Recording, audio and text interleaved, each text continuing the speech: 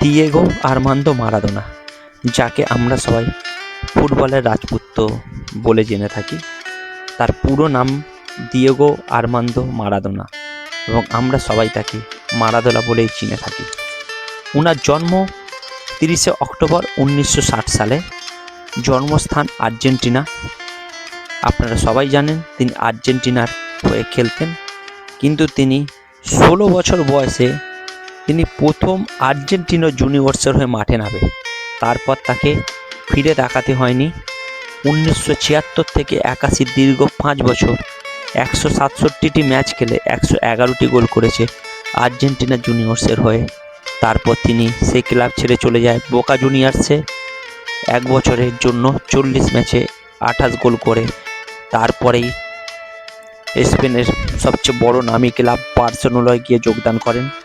সেখানে 1982 থেকে 84 সাল দীর্ঘ 2 বছর 36 ম্যাচে 22 গোল করে নিজেকে আবার প্রমাণ করে এবং 1984 সাল থেকে 1991 সালে সে ইটালির ক্লাব নেপোলির হয়ে খেলে এবং সেখানে তিনি 188 ম্যাচে 81টি গোল করে। কিন্তু এইখানে খেলার সময় তার প্রতি একটি খুব বাজে জিনিস ঘটে। তিনি ড্রাগস খেয়ে মাঠে নামার কারণে তাকে 1 বছর 3 মাসের জন্য সাসপেন্ডও করা হয়েছিল।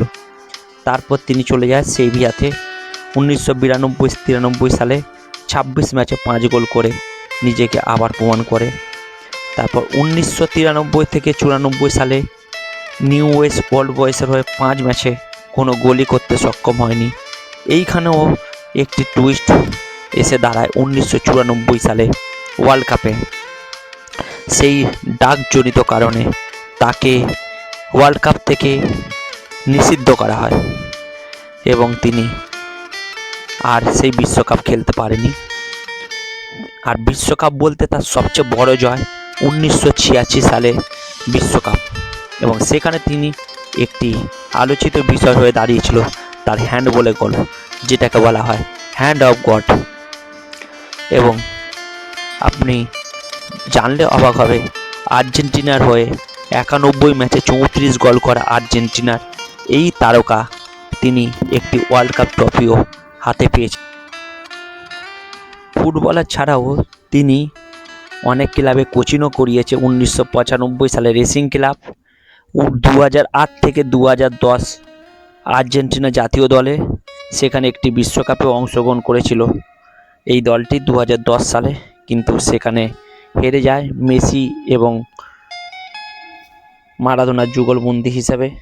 এবং তারপরেও তিনি ফুজাইরাই, দোরদোস সিলোনিয়া এবং লা প্লাতা 1919 থেকে 1920 সালে লা প্লাতায় কোচিং করাবার সময় তিনি মৃত্যুবরণ করে।